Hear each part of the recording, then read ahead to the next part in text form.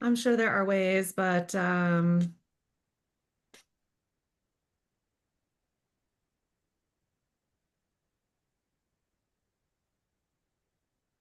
out of my wheelhouse. Okay, let's see. I'm sure there are ways, but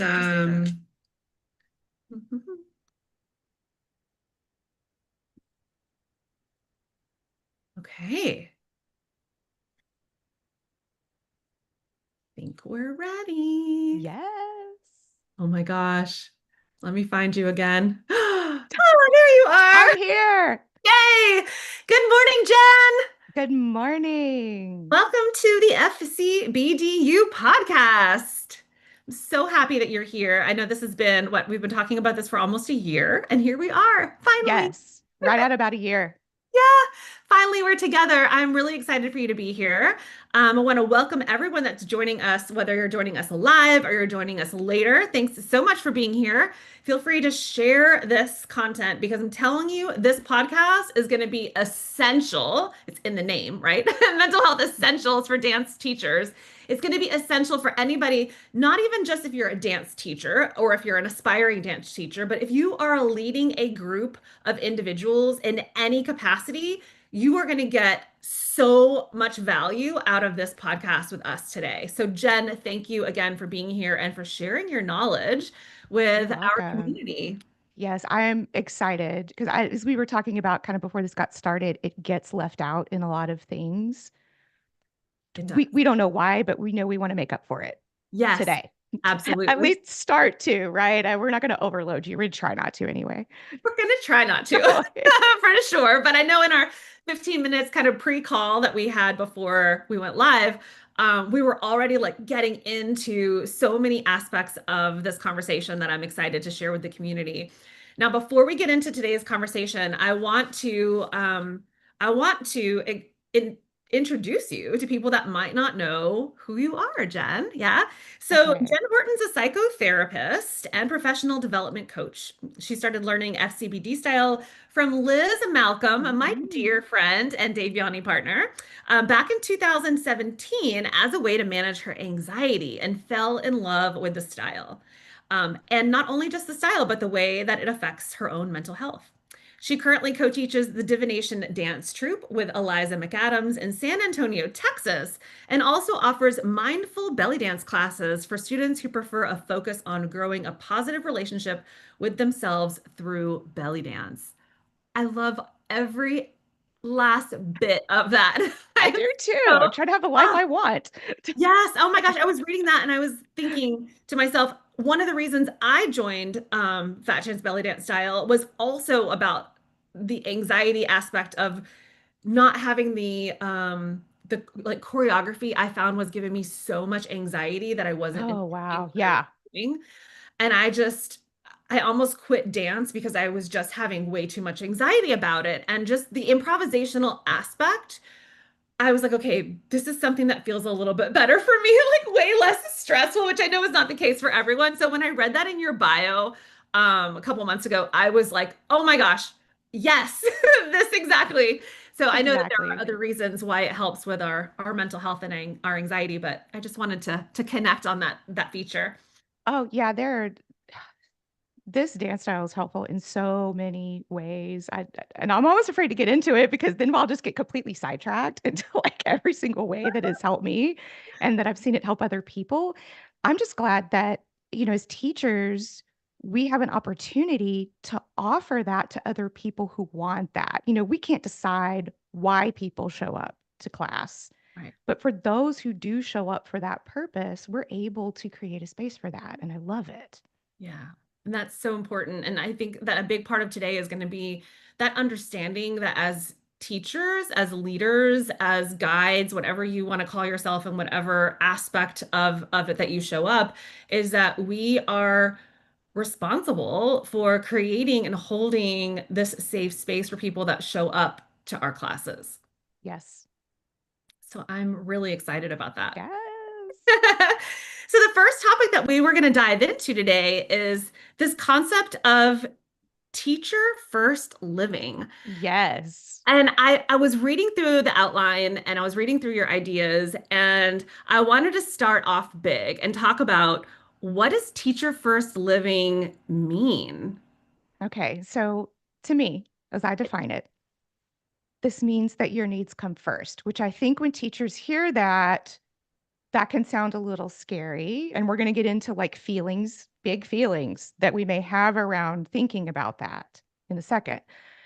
But basically, this is saying that your needs are given priority in how you dream about this, how you plan about it, how you take action, all aspects of your teaching life. And yes, we just talked about effects for students. You can't provide any of those effects if you are not living teacher first. Mm, So this means that not only that you know your needs, but that you're meeting them and you're doing it with intentionality and consistency. It's not accidental. It's not occasional. It's not last minute. I don't normalize self neglect, which I find is very common, mm, that we normalize not having the time. That's not okay. right. It's I not think okay for us or our students. All right. I think that's so true. And in the yoga aspect, I'm gonna kind of flip-flop because I Yeah, both dance please. and yoga. In the yoga aspect, I see teachers in past studios that I've worked at just like planning their classes while their students are walking in the door. And I'm just like, whoa, that's not the time to be stressed out about what you're about to present. Right. And like we are so understanding if something happened in some weird way, and that is a very rare occurrence.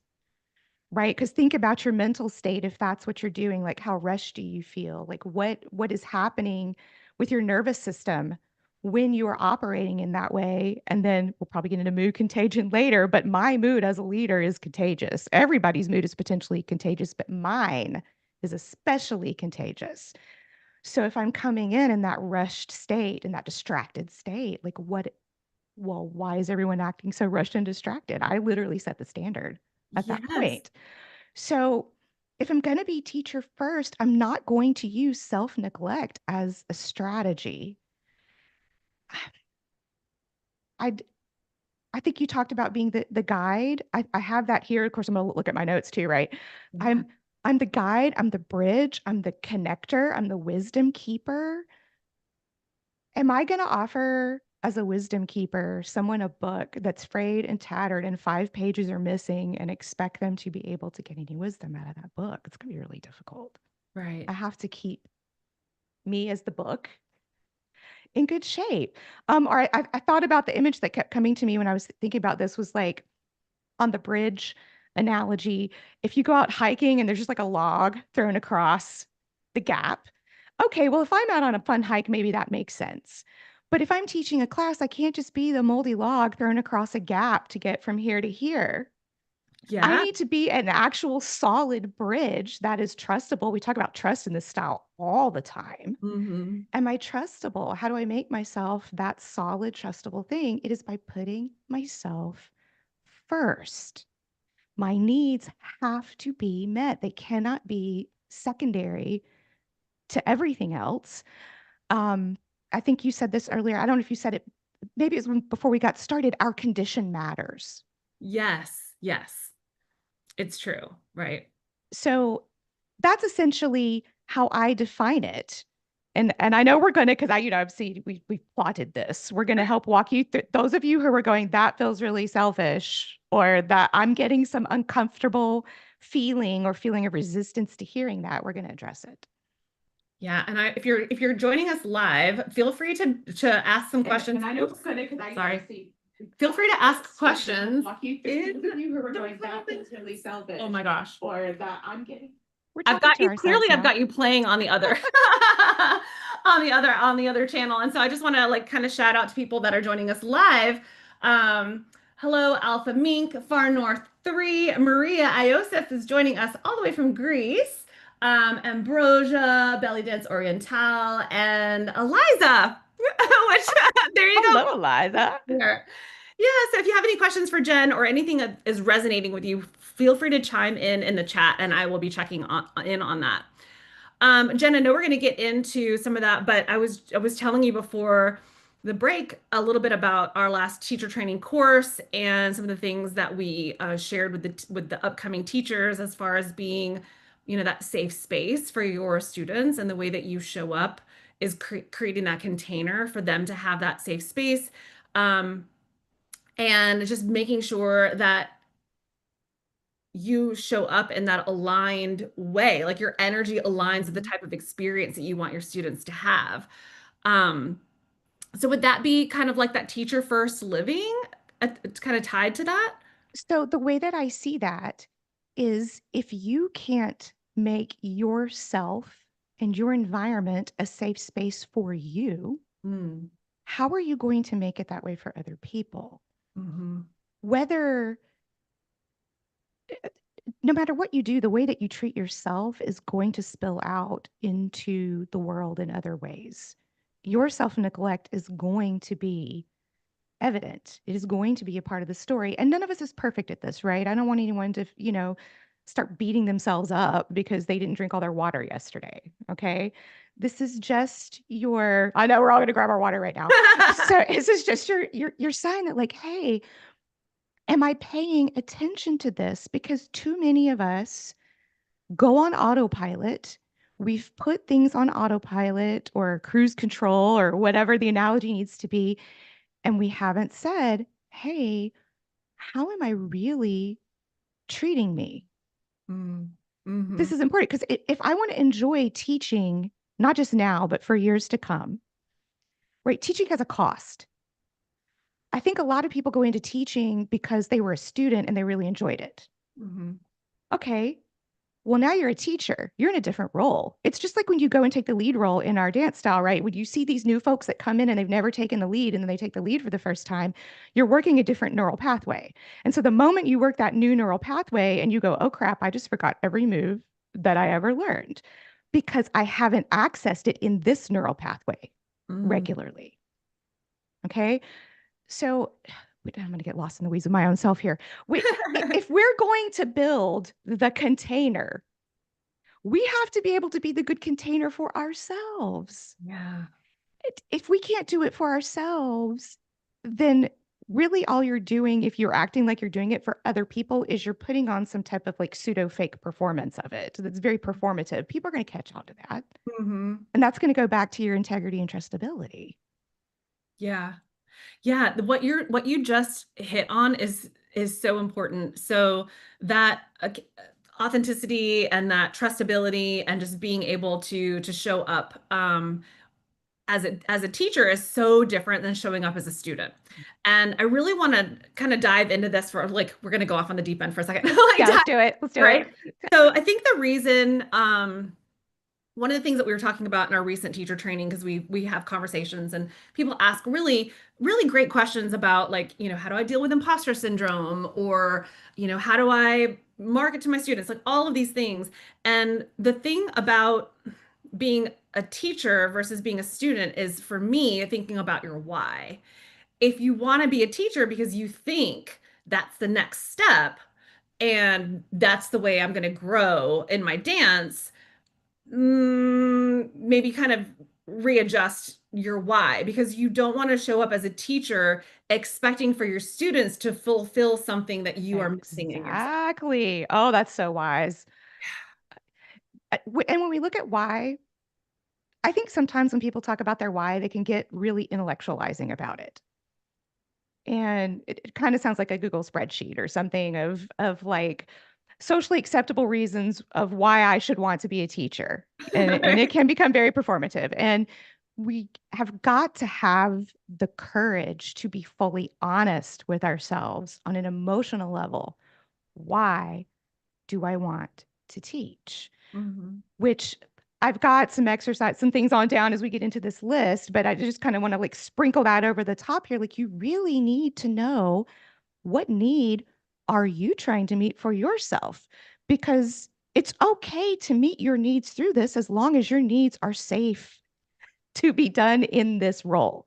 Yeah. Okay. And like you just pointed out, me trying to get like maybe all of my validation of growth as a person from other people without their consent, maybe that's not a safe, ethical thing to do. Hmm. But it's okay for me to want connection Yes. Oh, I love that. and fulfill that way. Like that makes total sense to me. We talk about that in class all the time, how connection's important. We're practicing it here. It's okay for me as a teacher to enjoy that and want that out of my class. Yeah. Yeah. And so many people start teaching because they don't have anybody to dance with or they want to build Exactly. community. And that is a big reason why. So that's definitely, yeah, that's definitely different from having this like validation of I want to be the teacher and I want to, be popular or whatever the case may be. That's kind of a different aspect. But yeah, I love that about like wanting to build community and create connection is a totally valid reason to like want to be a teacher. Exactly. It's even okay if you, like you said, I don't have anyone to dance with. It's okay if this helps you not feel lonely, as Mm, long as we're not putting the responsibility for your feelings of loneliness on students. hmm. But it's okay to be a part of your plan of how you feel less lonely, Mm, right? I can have my teaching, I can have my, I don't know, maybe a group that I go to online or a book club or all the things that I like to do together, but I can't lump that onto my teaching students and basically be, it's your job to make me feel not lonely. And now that you guys aren't showing up because it's the holidays and I feel really lonely, now I'm getting real defensive, even right. if I haven't identified that that's what's happening with me. Yeah, yeah. I mean, I'm sure that can lead to burnout and a number of things that we can Absolutely. chat about soon too. So you were saying earlier we were talked about teaching first, and you were saying how that could feel a little bit weird for some people, or almost like feeling a little bit of selfishness. So why do you think so many dance teachers or leaders in general feel guilty about prioritizing themselves? I think this also goes with moms too. I'm not a mom, but I Okay. can imagine. So, when I was looking at this question, when we were getting the show together, the immediate thing that my brain went to was we need to clarify the difference between guilt and shame.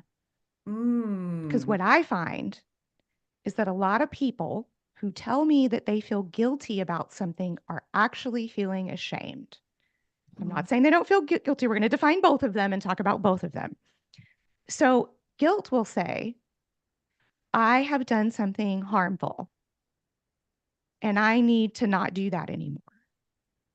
Okay, so maybe I snapped at somebody and I didn't like my communication because I realized it was harmful. And so I have that feeling of guilt. It's actually good that I have it. It's functional. It helps me make change. What do I need to do to not communicate that way? Oh, yeah, I was hangry. I need to be sure that I eat before class. yeah. Okay. Shame says, I'm a bad person. I did something bad and therefore I am bad.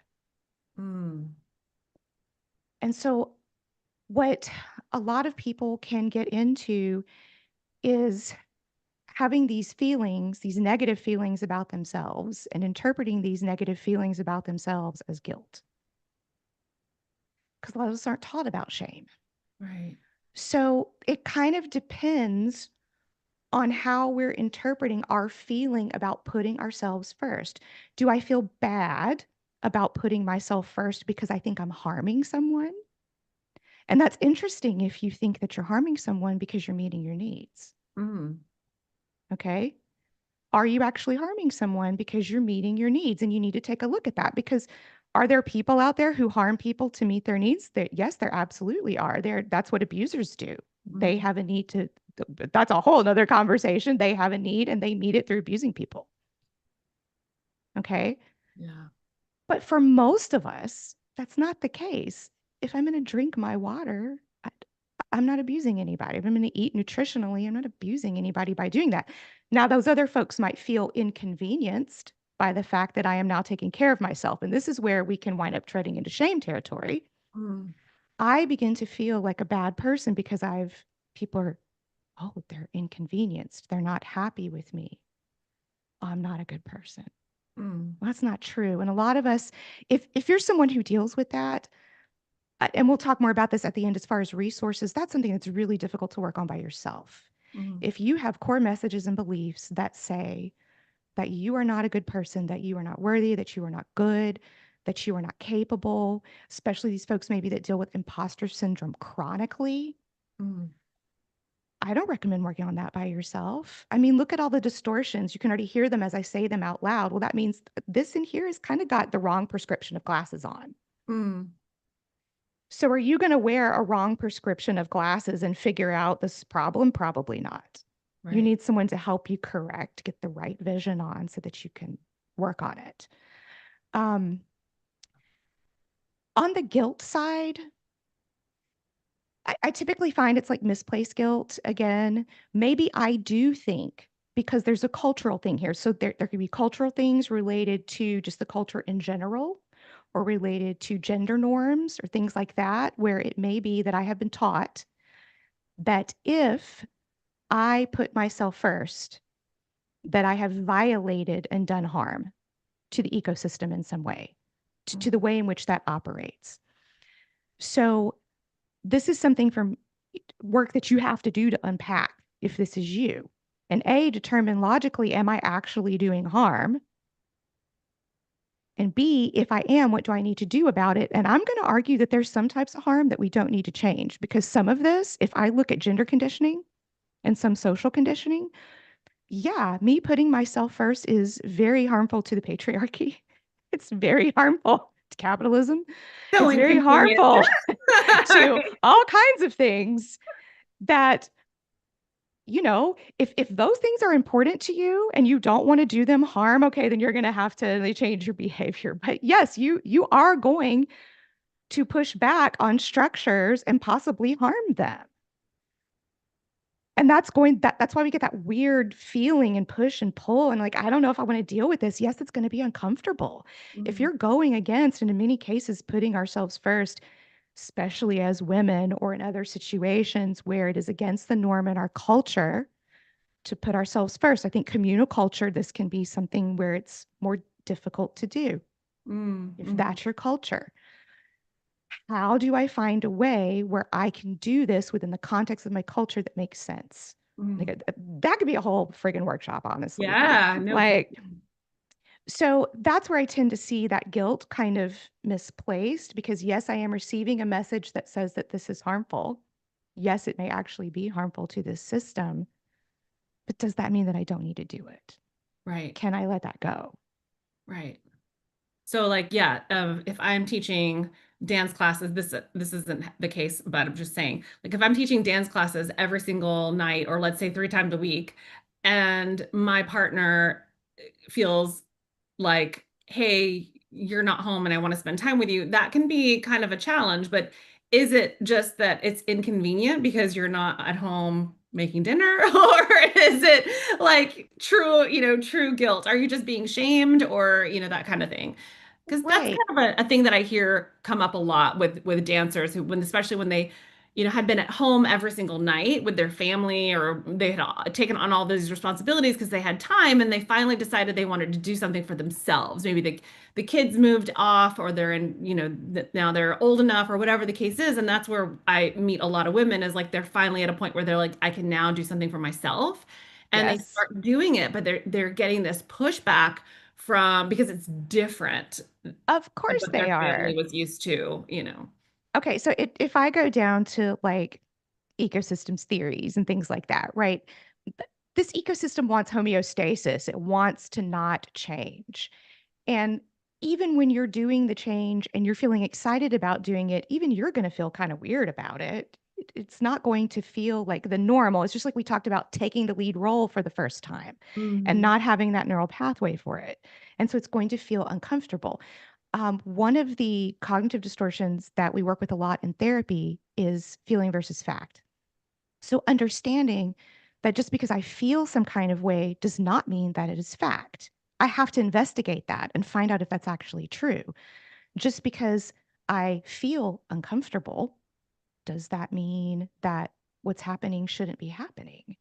Just because maybe it feels unsafe that my partner and I aren't meeting each other in this space like we normally do, does that mean that we're really unsafe and that our relationship is now in trouble or something? No, this is just a place to start to have a conversation. Mhm. Um, I would just say, as you it's sort of like a class with your students, right? When we're beginning to experience these emotions, as we begin to put ourselves first, it's important that we understand that the people who are also experiencing this change with us have emotions as well. And it's not our job to make them not have those emotions. It's our job to together, especially if it's our partner or our children, we can process those emotions together. Mm, It's okay if they don't feel great, or maybe they feel a little, like you're not paying as much attention to me. Maybe that could be triggering to them because of other things they've had happen in their life. It's not mm, out of, in your control. Maybe they have feelings of abandonment or feeling unloved. This can start to trigger that. Just because they feel that way doesn't mean that you're abandoning them or that they're not loved. right. So, how do we have conversations about that? And how do we see, well, maybe there is room there for change in how I'm doing it? Because, heck, if I'm doing this for the first time, I might not do it in the ideal way to start. Again, just like that student who's taking lead for the first time, they've never taken lead before. They're not going to do the cues perfectly. They might not have transitions perfectly, right? Of course they don't. You're not going to either. Give Right. yourself some compassion. Yeah. Work through it. It's okay to have your emotions. It's okay if your family has their emotions. We can have those emotions together and work it out. Yeah. And I think that's important too, Jen, not just for like new teachers that are trying to feel this out, but as we go through life, right? So today's blog post, I talked a lot about how growth as a teacher is so important because as humans, we're changing, we're growing, we're going through life changes as well. So it's like as we have different experiences as teachers or how things change in our lives, we have to kind of adjust how we show up for ourselves to for that extra, and maybe we need extra self-care. Like I have to have extra self-care Exactly. these days than I have had in the past. And my partner is brilliantly amazing at like letting me know if, hey, can we have an extra day together because you've been so busy doing these other things, and so those conversations are ones that we have so that I never feel guilty about teaching or going to do dance because that's something that's super important to me and he knows that that's something that I need. But I Right. can't imagine trying to go teach a dance class if in the back of my head I'm worried that when I get home my partner is going to be mad that I was gone or Right. so yeah, definitely those are aspects that as teachers, we need to, I mean, I guess as humans, we need to work on in order to be able to show up at our Well, self. it's all about communication. You bring up a brilliant point. So, if in the past you've been a person who has always been looking out for everyone else's needs to the point that they did not have to communicate them to you, then you've done a disservice to yourself and to them because now they don't know how to communicate things to you. I don't say this to like, beat anybody up, but it's like, oh, hey, we need to call it what it is. Like we've kind of disabled the communication channel here. We've made it where it didn't need to exist. And when we go to do teacher first living, we're going to have to be communicators and we're going to have to understand that it's the responsibility of other people to communicate their needs to us. Yeah, yeah, definitely. And I think that spills out into your students as well. Like you can Hmm. anticipate the needs of your students, but they all show up to class for different reasons. You They're not can't. there for the same reasons that you are, and one student's not there for the same reason as another. So they're going to have to communicate their needs. And also you guide them into those questions. Like, are you interested in performing? That might come later on. Hmm. And not just assume that everybody is. I made that assumption as a teacher once upon a time, and I was like, okay, wrong assumption. I actually had half the students that were not interested in performing at all. So yeah, it's such an interesting dynamic. This teacher first living can take on so many different aspects, is what I'm learning. Yeah, well, yes, and then we make ourselves right because when our needs are met, we're able to be regulated. We're able to be that again, that safe container, so that our students can communicate their needs Mm, and they don't have to I mean, they might feel uncomfortable doing it if they're not used to doing it too, right? But we make it that safe space for them because we're not blowing them off. We're not getting irritated because they're communicating them.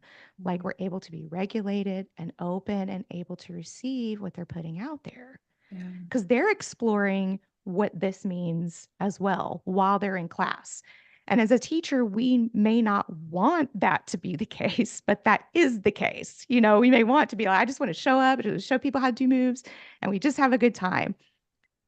No, that dance, just like any other physical activity, is an emotionally charged space because we are working with mind body connection. You cannot separate the two. There are going to be emotions involved in this. So we have to set this space where people can communicate about those emotions, communicate about needs, but also we as teachers can communicate about those too because we have them. Can't tell you how many times I've seen a teacher where they really had a need in the space, and if they weren't able to communicate it, they had a hard time grounding down. Mm. Yeah.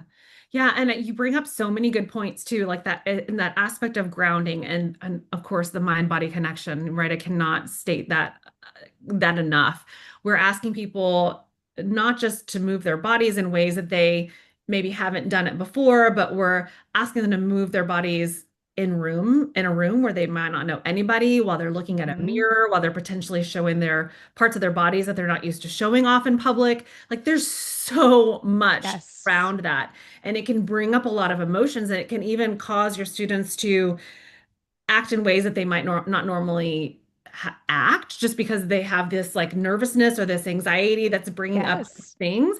And as a teacher, if you're not grounded, then your reaction to their reaction is just not going to be what anybody needs at that point in time. Exactly. So we get into this little sidebar here on mirror neurons. Okay. We talk about the Mm, mirror in the classroom. However, we have mirror neurons. So we are going to, because of those neurons, be drawn to what we're witnessing.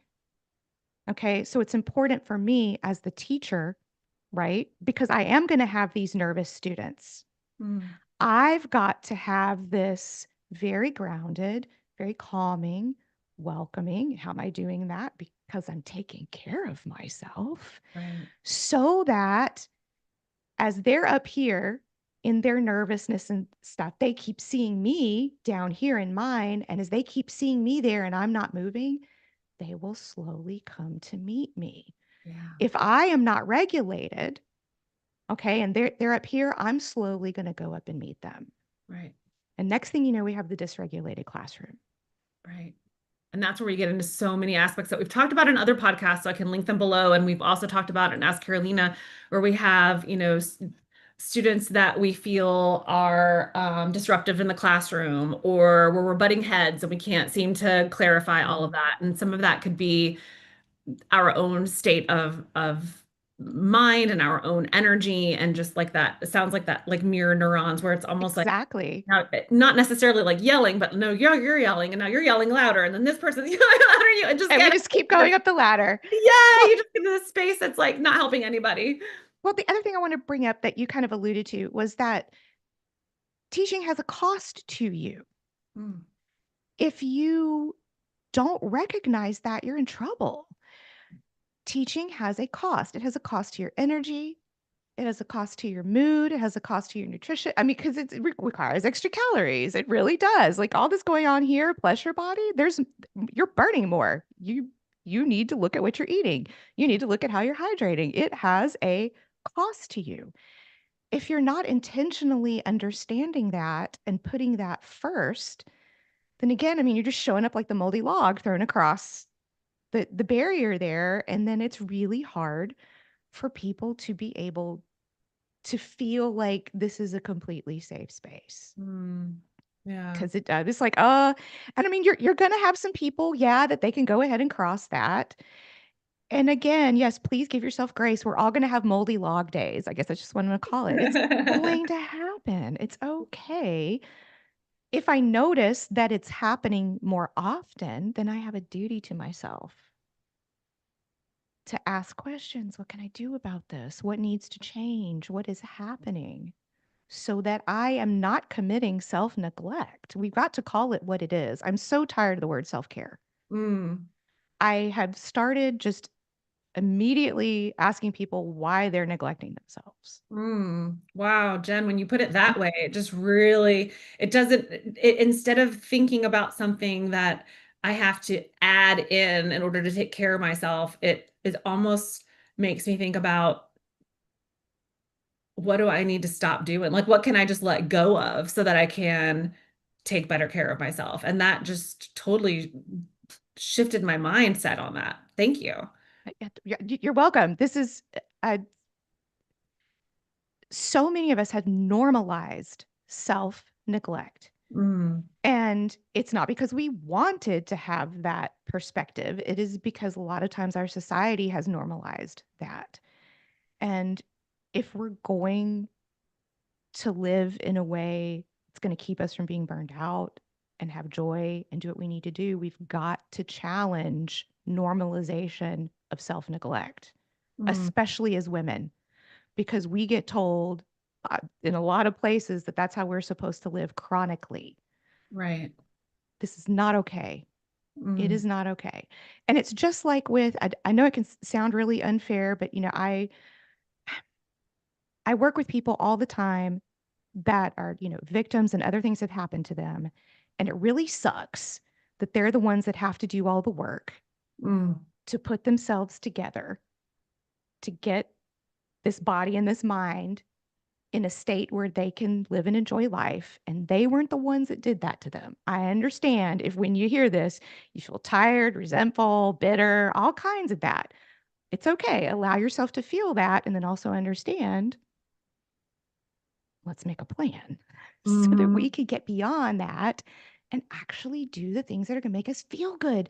When you really start taking care of yourself, it kind of domino effects. Like at first you'll feel really tired, like, oh my God, I really got to drink that much water. I don't want to. right. Start small, start doing it. Wow, all of a sudden you're doing that all the time. And next thing you know, you made a different decision about what you chose to eat before class.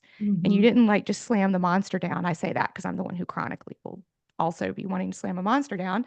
Uh, but oh, look, I decided to not jack up my nervous system before bed like that today Right. because I'm living in this way. It kind of just like there's that mood contagion, there's that care and nurture contagion. The more I nurture myself, the more likely I am to do it and to do Mm, it more often and to do it yeah. in broader ways over time.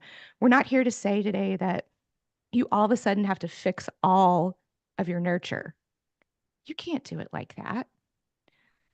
Again, to these neural pathways, you're not used to doing that. So you've got to take it slow, just like you would with a student who walked in for the first time. Yeah. Treat you like you would treat a level one student who just came in for the first time. Where do you start?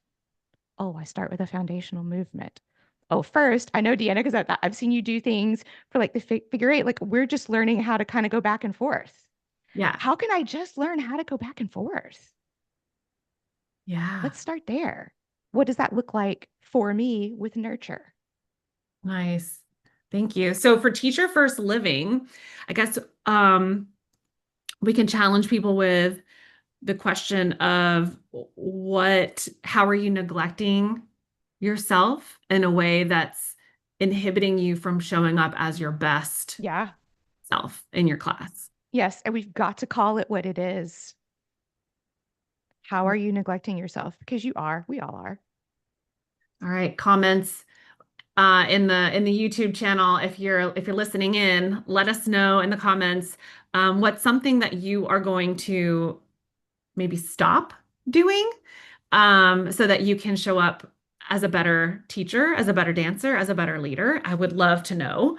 I'll be thinking about that as well, and I'll chime in just Yes. a bit because I It's an mean, ongoing process for all of us. absolutely, absolutely, definitely is. All right, and then as we continue on, one of the things that you wanted to kind of chat about, or that I loved about your outline, is kind of like getting some clarity, and you have this classified under your essential first steps. So like getting some Yeah. clarity, right? Thinking, starting with the end in mind. So can we talk a little bit about that? Kind of Okay. switching gears a little bit from teacher first. Okay. So I think when a lot of people think about the end, they do it in a very intellectual way where they'd be like, yeah, I want to have like 18 students and I want to be making, this amount of money and I want to be performing this amount of times per year. And it's okay to have that there. What we've got to do is connect emotion to it because Mm, every decision that we make is emotionally motivated. It's not about those intellectual factors. So, what I like to invite people to do is to do a visualization practice. And when I say visualization, I don't necessarily mean that there has to be, because I know not everyone's able to see things in detail with their eyes closed. When I say vision it, okay, I'm talking about this whole, as much sensory as you can into it, just like I'm closing my eyes as I'm doing it, just like embody what it would feel like for you to have all of that. mm. I know we've talked a little bit about Insight Timer before we started Yeah. the thing because I love it. If you're someone that would have trouble doing an exercise like that on your own, you're not alone.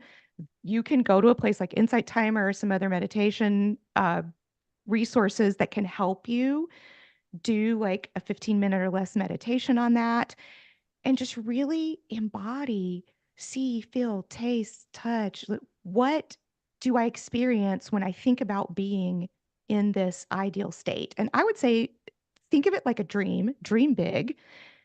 And if you're someone that wants to use like card pulling or journaling or drawing, if those resonate with you as to how you feel into this, please do.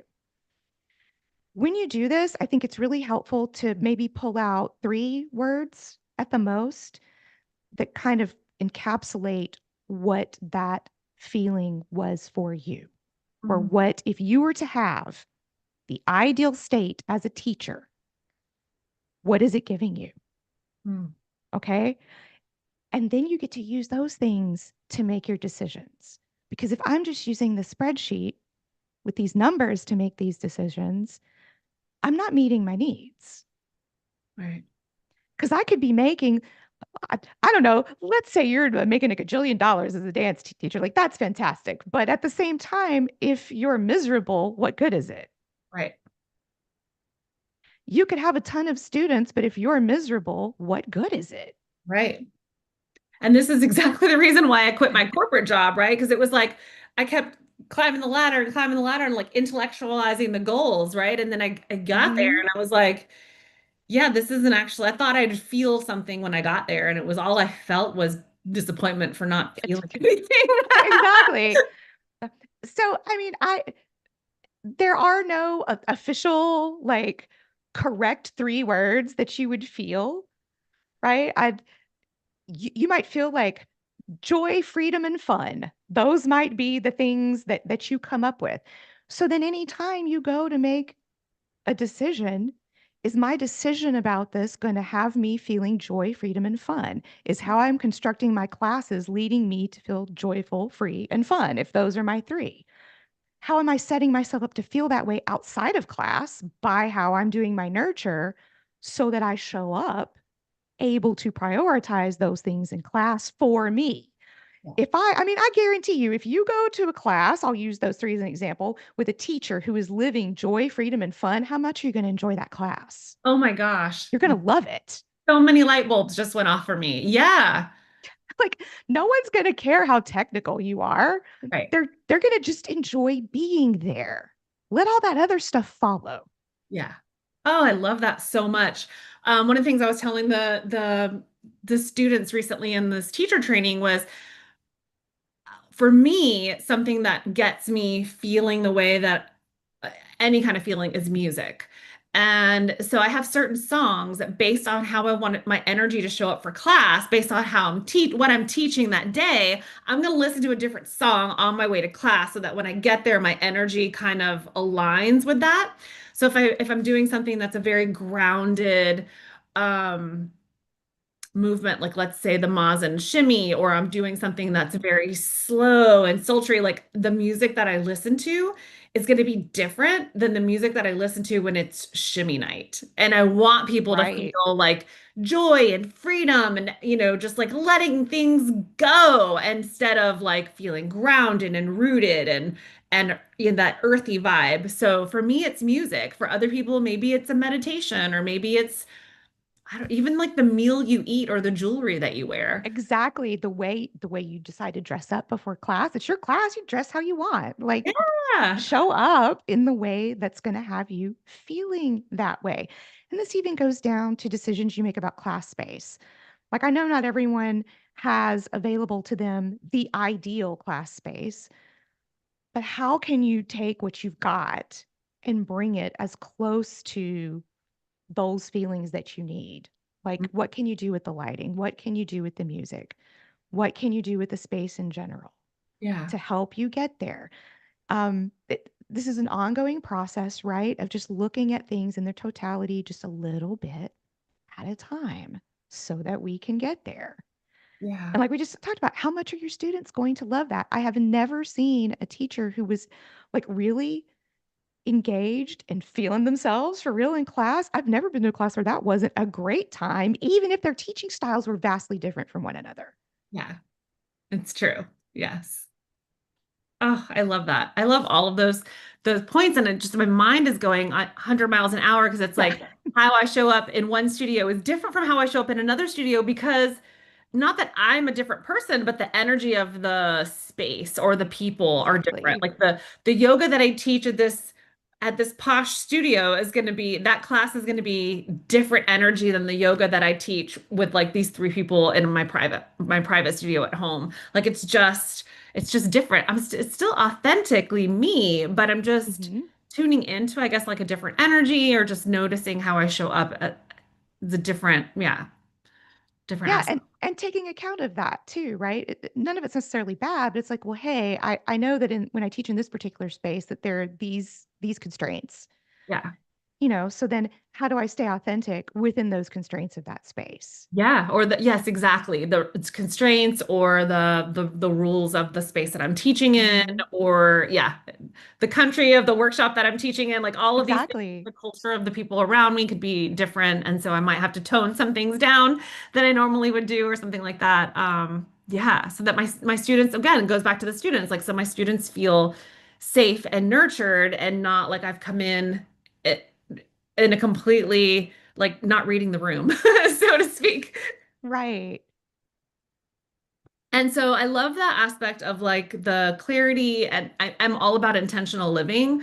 Many of the people that are listening in know I love vision boards for that same thing that you were just talking about, like being able to Yes. visualize what I want out of the thing. And my vision boards aren't literal. They connect to the feeling or a memory that I want to like Exactly. experience again, or like I when I look at this image, I feel this, and this is the feeling that I want to bring into my life more of. So sometimes, a lot of times, actually, my vision boards only make sense to me.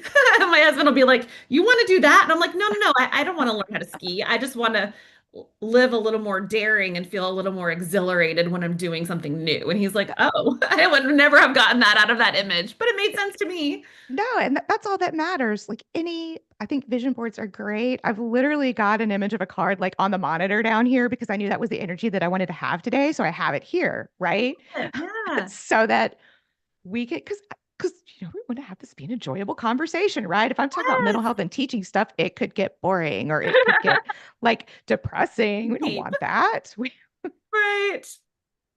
Oh my gosh. So yeah, I love that whole like getting clear with starting with the end in mind. Like what is it that you're wanting to show yes, up? What are you wanting to accomplish? And putting that to an emotion is so beautiful. I'm such a I mean, I was an accountant for so long that I'm just like this literal brain. And then that creative aspect with the emotions, I always kind of compartmentalized to like after work. And now I really struggle with trying to be okay with actually living my life that way. Like my work is hmm to show up with that energy, and I no longer have to separate them. So it's something I'm always having to remind myself of like being emotional and feeling things as a dance teacher is 100% okay as long as it's in a grounded way and I'm not like crying in front of my students or something like that. But yeah, it's a different energy space than I needed when I showed up before. And I can imagine that I'm just kind of sidebarring this, but I can imagine that people that are teaching dance after work or after, I mean, work could be, you know, like working at home as a caretaker or a mother or whatever the or a father, whatever the case is. But like having to switch that Yes. mindset, right? Yes. Of like being in this, I'm gonna just go with my corporate accounting, like being the controller of this, you know, multi-billion dollar company, and I'm focusing on financial statements and somebody missed their deadlines and like all of this stuff all day. And then I have to like 30 minutes in the car switch to get ready to shimmy, everyone. We're like, you know, completely Exactly. playful and a different.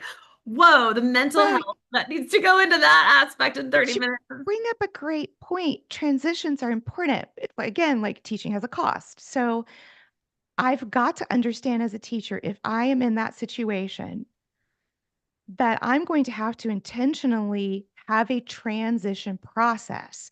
I cannot just leave it to fate to figure out how I'm going to make this transition. So, how do I do that transition? Am I driving through all of this? If you have to drive through traffic and you're sitting there, are you listening to something that's making you enraged on the radio Don't while listen to you're on your way to politics while you're driving class? to class. Like no. You know, No. h- how are you, if it's possible, I highly recommend if you're someone that's having to come from work, I hope you have an employer that can give you some compassion and allow you to maybe leave a little bit early on those days. You don't have to tell them why. I don't know. I'm all about making up something if you have to. Like, just for my mental health, I need to leave this day out. Because you know what? It is for your mental health. I need to leave on these days by this time. If you can get out a little bit earlier, where you can have some time to stretch, time to meditate. Um, there are meditations that you can pull up that are literally for preparation before something that last about 5 minutes. But anyone who meditates knows that 5 minutes can feel like an eternity if you're really just in the moment. Like, how are you nurturing yourself even while you're at work? Like, are you skipping lunch at work and then showing up to class? Right. That's neglect of yourself. Mm. That's not okay. It Right. doesn't matter if I don't feel hungry. I guarantee you, your body needs the calories. This is again this feeling versus fact distortion. A lot of people can feel like when they get nervous, or if they're like me and neurodivergent and take certain medications, it can dampen my hunger cues. That doesn't mean that I don't need to eat. Mm. How am I eating? How am I hydrating? If I'm a person who has particular health concerns, how am I managing those and understanding the cost? So that when I show up to class, because maybe there are some folks that throughout the day, like they have to manage certain health things that are happening. How am I doing that? Not so that it doesn't interfere. We're not going to see it that way. It's a reality that we live with it. Yeah. We've got to transition. We've got to transition. Our whole life is full of transitions. Being mindful of how we make these big transitions is important. Not just, I know it's because I can be this person. It's so easy to be chaos queen. Mm. So easy to be chaos queen, but it's not okay for me. Right. Right. Right. Yeah, I don't live well in that space because it just makes my anxiety flare up and it's just It mm-mm. makes it worse on us. We actually harm ourselves. I want you to understand when you're doing self neglect, you're doing self harm. Mm. Yeah, that's absolutely true. Thanks for putting it that way. Yeah, I know you do it. Everybody goes, "Oh my God, you just called Eye-opening. me out." I'm like, I'm Right. calling me out too. Right. Yeah. Self-neglect is self-harm. Is self harm. So we need to make sure that yeah, identifying these areas that we're neglecting ourselves and stepping in. And I know that at different phases of life, we show up different ways. Like my mental health these days, a lot better. Had to change medications due to some stuff, feeling much better mentally, but physically, I know that I have to do some things and it, you know, can cause this imbalance of like feeling safe in my body, feeling safe in my mind. And I Mhm. know that for me to show up as a teacher, as a dancer, these days it takes more and like that's okay. And just knowing that as you go through life, like your neglect and your self-care, it can show Yes. up in different ways. Well, and I want to point out again too, like we don't talk about the fact that we're harming ourselves as a way to put blame. Mm. Okay, this is not a blame shame thing. This is just that understanding because we mentioned the body keep score when we were talking before Yeah. we started.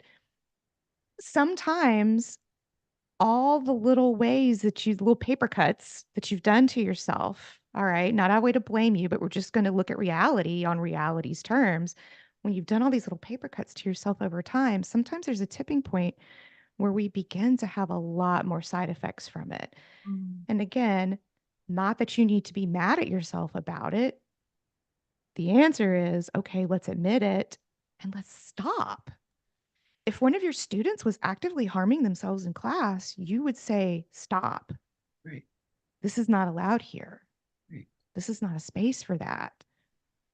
And Right. I think sometimes if we are a person who harms ourselves in this way, we then wind up allowing self harm in class in ways that we don't even realize.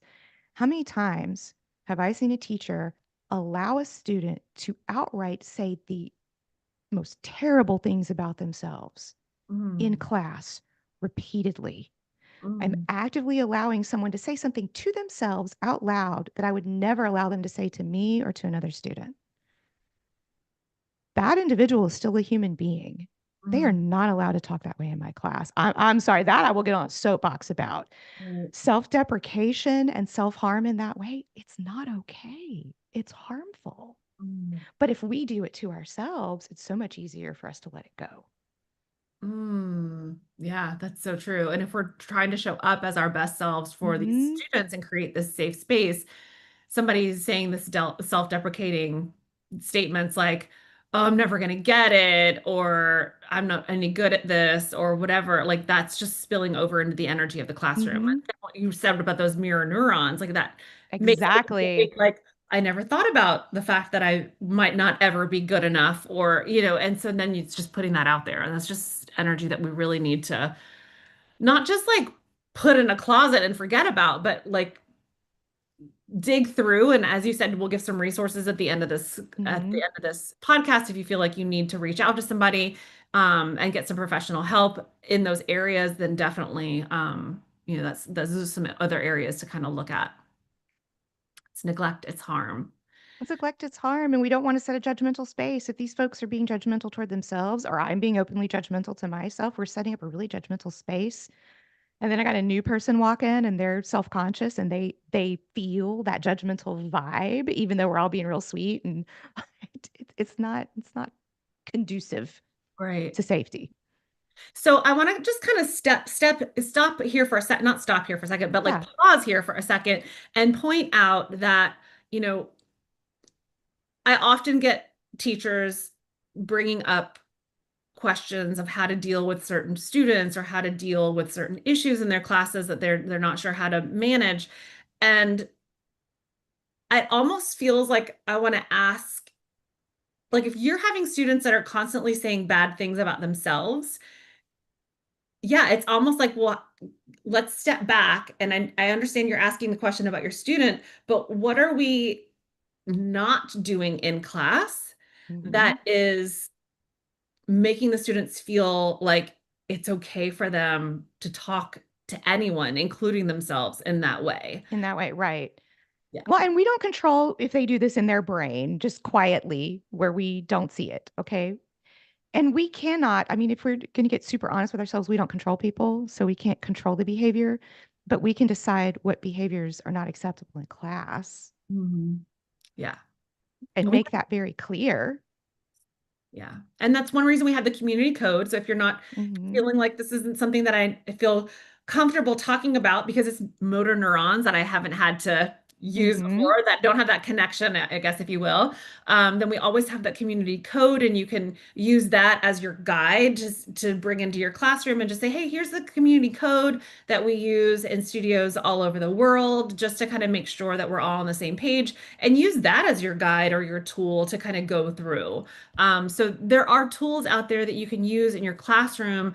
And while you might not be, a quote unquote expert or not feel comfortable bringing the topic up, you can kind of use that as as a tool, I guess, for lack of better terms, to like we're gonna tie us together in with the rest of the world and these community codes, or like put them in your studio if you have Mm-hmm. access to that or whatever. So there are tools out there that you can use if it feels uncomfortable to bring up that topic. Yes, because as a teacher, you don't have to get into the weeds with people's self-esteem issues because that's really not your place. You're not educated for it. You're here to teach dance, okay, and make this space. But it is okay to your point, right? If a part of my code is that we show respect in this classroom, that includes respect to myself. Mhm. Everyone in this classroom is to be respected. Mhm. It's real easy to talk about it broadly in that way. You don't even have to single out a student directly. It's easy to just generally say out loud, hey, I feel like we're not getting the respect of self in here. We're not getting the respect of each other. Like I'm hearing things that sound like we're tearing ourselves down, and that's totally not what we do as a community. And then we kind of like call that in. If we have students with chronic issues with it, right? This is like a sidebar conversation, obviously. Yeah. But I'm glad, like, it's so cool that we have things like a community code that people could go to use. Yeah. But you do have to have a code. Again, you can't come in, or I mean, you can. It's not going to be effective with no sense of what it means to be a community for your classroom. Mhm. All groups tend to have rules. That's just how groups work. That's how they stay functional. They do have ground rules. You've Yeah. got to use them. Yeah. That's what keeps the community, Mm-hmm. any community kind of cohesive. And that really brings us back into that topic that you were talking about is visualizing or like think going forward with the end in mind. It's like how do you want your classes to feel? How do you want to feel when you're teaching? And then it comes back to that like it's your if you're wanting to feel joyful, free, and alive, then having that lack of responsibility, lack of self-respect or whatever in your classroom, whether it's you doing it or your students doing it or people feeling like that's okay to do in class and that's not going to give you that joy and that freedom and all of the things that you were looking for as a teacher. And so you're going to find that you're going to get burnt out or you're going to get frustrated or you're going to ask yourself, why am I doing this? Because you're not being fulfilled because you're allowing, not necessarily allowing, well, yeah, you're allowing these We things. are. And when you, Yeah. the teacher, are supposed to be leading the group in a way that we're, addressing these things and creating that safe space for everybody. And we can't, again, we can't control other people's behavior, but we can control what behaviors we allow in the classroom. And there are going to be some people that maybe they're struggling with issues where maybe it's not time for them to be in a dance class. Yeah. I'm Yeah. just going to be flat out about that. It is absolutely true. Did I, in my bio, talk about I started dancing as a way to deal with my anxiety. As a therapist, there are times when I recommend to clients that they pick a hobby or something to go do once we reach the point in therapy that they have skills to be able to regulate. Okay, Mm, this is called exposure therapy when we have people go out and interface with things that make them uncomfortable. However, sometimes people don't have those skills in place yet and they attempt to do this and they don't have the support and sometimes they're not ready. yeah. It's okay to say, this isn't a fit for you right now. It's going to be cool when it is a fit for you. I'm here to support it being a fit for you. But if it's not a fit, it's not a fit. If it's Mhm. going to be something that makes a classroom unsafe, we have that duty and responsibility to make sure that we are making that safe space. Yeah. Yeah. That's so true.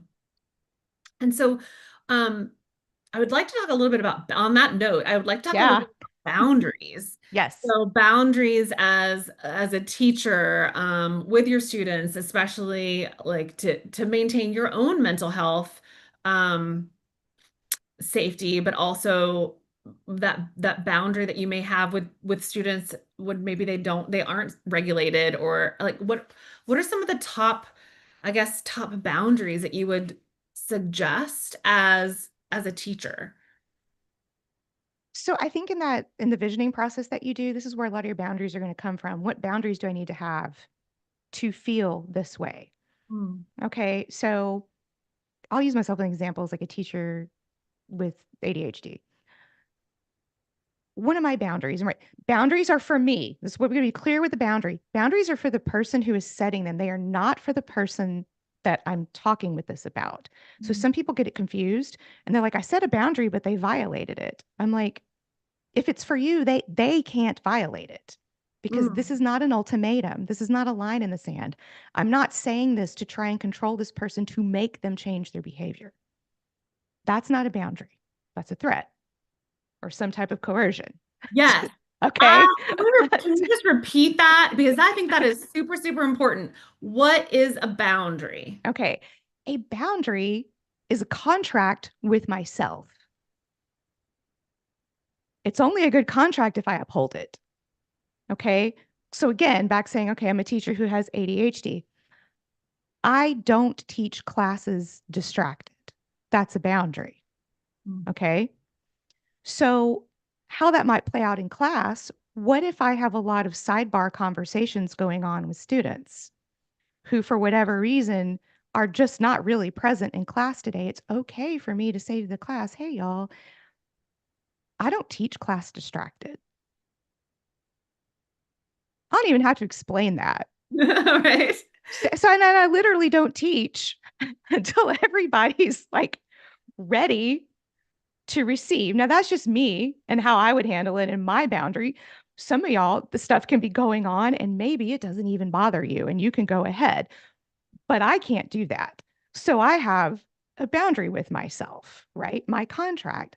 I don't teach distracted, Mm. which means I have to have taken care of myself prior to class. I need to have taken my medication, need to have eaten, need to be hydrated, need to have all those things in place to keep that contract with me. And then to be sure that I don't violate it by attempting to teach in a state where I said I wasn't going to teach. Hmm. I don't teach distracted Mm. because I know what that does to me and to my students.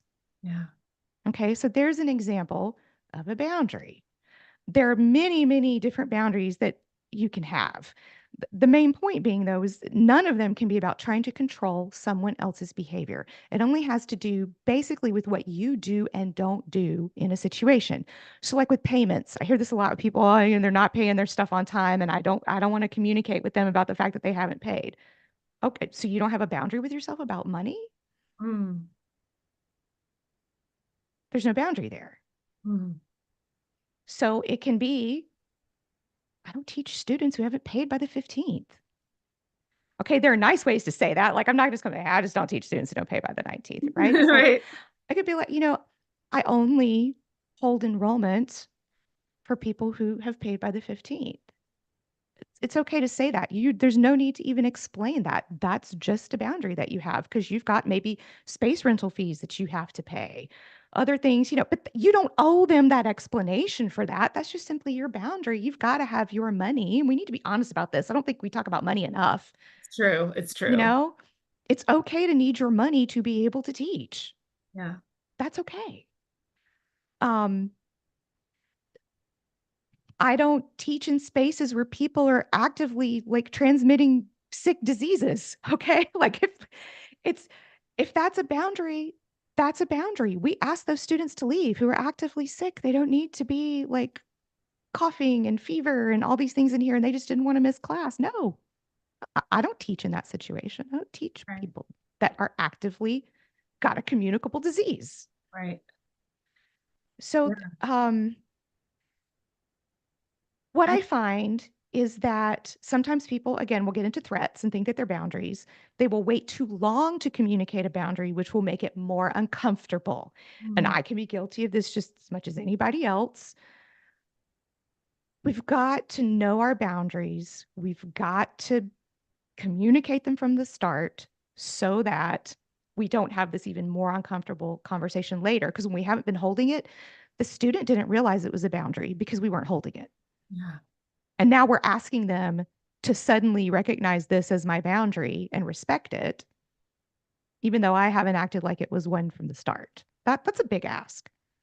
Yeah, especially if somebody else got away with it and then all of a sudden you decided to Mm-hmm. stick to your boundaries and then the new person that broke it is like, well, how come it was okay for so and so? And I was like, well, it really Exactly. wasn't. I just wasn't clear. Exactly. And that's where, just like you just did, you have to own it. You have to say, you know what? You're absolutely right. I was not kind to myself, which also made me not be kind to this class because I didn't hold my boundary like I was supposed to. Right. Yeah. So, those of you in the comments, I would love to hear what are some of the boundaries that you have put in place as a teacher or that you want to put in place now that you're hearing about it as a teacher.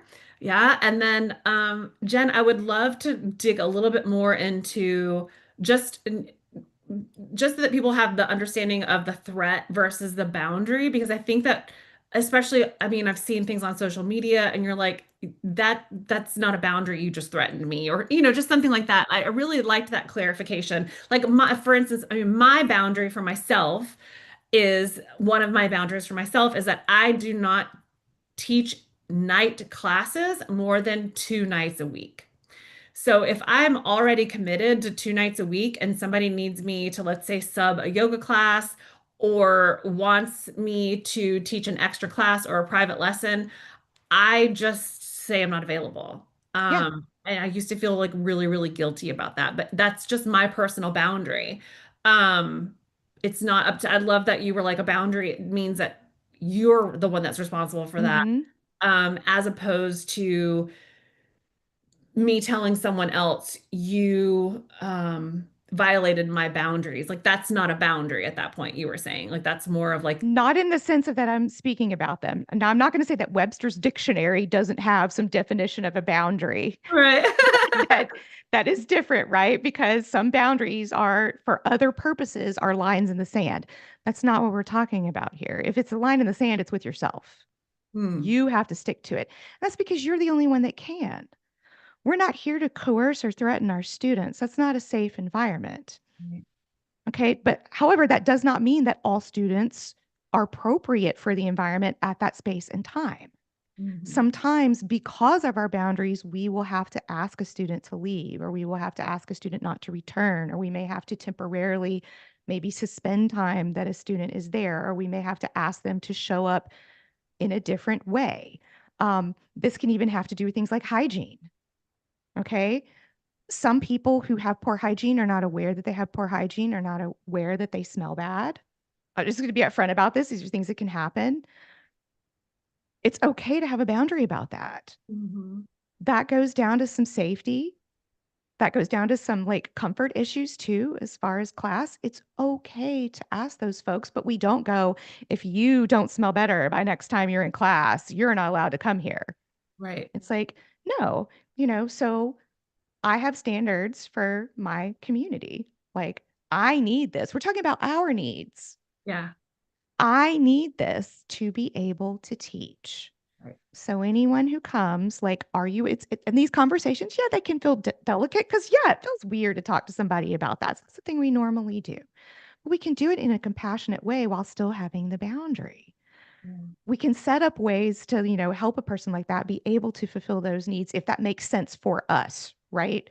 Mhm. Um, when we're, and I know we'll probably get to talk about accommodations, but we don't have to get in the weeds with that. We've got to stick to what we're able to do, what we can do, what fits with our boundaries for who we are. Just don't want to be threatening people doesn't work. Again, I don't control their behavior. Right. You absolutely can't control their behavior. Right. I'm such a why person, so I don't allow um sense in the spaces where I teach dance or teach yoga as far as like Hmm. perfumes. I just it's not necessary. Like we don't need it. And so I talk a little bit about the why. Like we're here, we're taking deep breaths. We are close with other people and people have allergies or, get triggered by migraines and things like that. So I would rather you come in and be a little sweaty and Hmm. let me smell the sweat than smelling like the synthetic, perfumes and things like that. Hmm. So that's a boundary that I have in place, but it's not just for me, it's for like the comfort of the students, around me. And it's okay to have boundaries like that. I think it's good that you talk about things like that so that people can know, hey, you are allowed to have, you're supposed to have boundaries. Yeah. But if you're someone who has lived a lot of their life not having boundaries, again, this can feel weird. You can feel resistant to it. You can feel uncomfortable. That's okay. Just take it a little bit at a time. We go back to those feelings, those three things that you really want to feel. What boundaries do I need to have to get that? Mm. And I might not instantly know. I might have to be in class one day and go, oh, yeah, you know what? I really need this. And then it's okay to own it with the class and say, I didn't realize I needed this until the other day, but I really do need this. Yeah. Well, that goes back to what you were saying about kind of like, you know, learning some of these things as you go. Like, oh, wow, I didn't realize like if I'm going to teach rather than just be a student in the class, like this is Hmm. actually I need to approach my day quite differently than I did when I was just showing up with, no responsibility as like a leader. So yeah, I love that. It's just like that building the bridge, right? Instead of the Hmm. muddy log, it's like, okay, well, I got the muddy log, it's working, but on the side, I'm when we start building this Let's this start bridge building so that this it's more bridge. solid. Yeah, yeah, yeah. We've got a couple of comments, and I just want to pause here and check in with the comments. So Yeah. Eliza says, "Yep, your brain doesn't understand the difference between funny self-deprecating talk and serious self-deprecation." So That's right. great point, Eliza. I love that you mentioned that because it's true. We'll kind of like, oh, that was stupid, and it's like, no, it Hmm. wasn't. It was a learning process. Exactly. So I have to deal with that a lot in as a yoga instructor when people fall out of a balance pose, and Hmm. as an adult, that sense of like, I didn't succeed the first time, it can be really hard. And so it's just like sometimes it's a matter of reminding the students, no, no, no, it's part of the learning process. It's part of like, yeah, the strength building process. And then Rachel says, hi, Rachel, by the way. Rachel says, one thing I need to stop doing is being self-critical, always focusing on what I did wrong in dance. Oh, hey, also in life, it's all connected. Yes. Rachel, please give yourself this gift. Please do. Yeah. I love that Rachel pointed out. I'm sorry, Rachel, that you do that, and definitely give yourself some grace there. I love that you pointed out that what you're doing in dance, you're doing in life, right? It's not that we put on a dance hat and take it off and then put on a life hat. Exactly. These habits that we have created for ourselves in life show up as dancers, especially as teachers. If you created these habits in your daily life, they're going to show up in your dance life. Part of the reason I love this dance is because I let the positive aspects of this dance positively influence the negative things I was having in my Yes. life, Yes. right? And so Exactly. we can use both of these to enhance and enrich our lives. Like these things that we learn about in dance, community, um, being able to think on the spot, keeping our nervous system regulated and breathing while we're like really thinking on our feet, making eye contact, smiling through discomfort, not just like Hmm. putting on a fake face, but like smiling and being like, I can do this. All of these things that we learn in dance has helped me in life. So letting the positive aspects in your life or in your dance influence each other, and also knowing, as Rachel pointed out, that the negative aspect, and I don't know if positive and negative is the right terminology for this, but the things that you're allowing yourself, this neglect or this, Hmm. lack of self-care or the self-harm that you're doing in your life, whether it's through the things that you tell yourself or the physical aspects, are influencing you in your dance and as a teacher, and how to be Yes. aware of that and let those things flip as far as like letting the positive aspects of those things influence each other. Yes. And we want to bring forth this non judgmental awareness of it. Again, this is not at all about blame. I am going to become aware of areas because we all have them where I can do improvement for this. This is not a time to judge myself. This is a non judgmental, compassionate look at what is happening. What are my needs? How can I meet them? Mm, yeah. That non-judgmental aspect. Like that's such a work in progress. For Right? everyone, yes. I mean, our brains are kind of wired to like separate things into buckets and do judgment. And for some areas, that's fine. For this, it's not helpful. It's not Mm, an effective way to work with yourself. So when you learn to work with yourself in this non-judgmental way, you're also strengthening your way to work with your students in a non-judgmental way. yeah. So if seeing it that way helps you do it for yourself, that's okay. Mm. Yeah, thank you for that.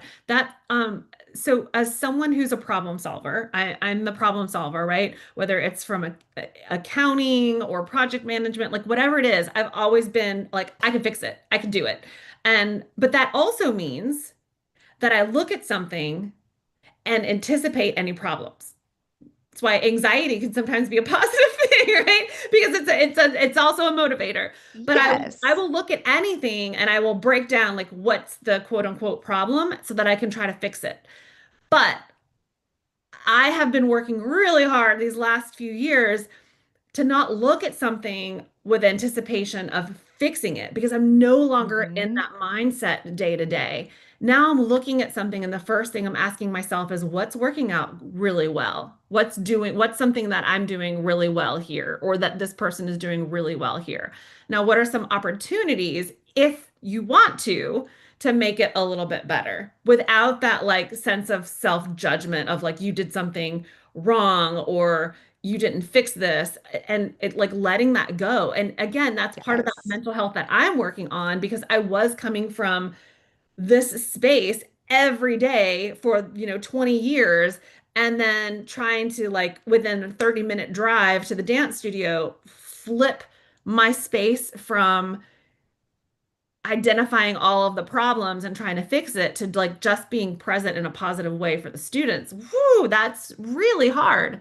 Well, and I think you make a good point about really understanding what your role is because if I get into the classroom and I'm somehow templating a role from work in there, I'm going to treat it a lot like work, which means I'm going to wind up hating it probably because Yeah. most of us like our off time. Um, we have got to just really dig into, again, what this role means for us so that we can then go forward in a way that's going to bring us joy, which is just going to naturally ripple over into joy for our students for Mhm. the most part. There's always going to be people that are going to be unhappy. They're just not in a space to be happy with what's happening at that time. That's not on you. They're allowed to feel unhappy. That's okay. And I think based on what you said too, I kind of wanted to touch on, I think sometimes teachers can feel that how their students feel or how they've progressed or all that is somehow a reflection of them and somehow means something about them. And we've got to have this distinct separation. We are not our students and our students are not us.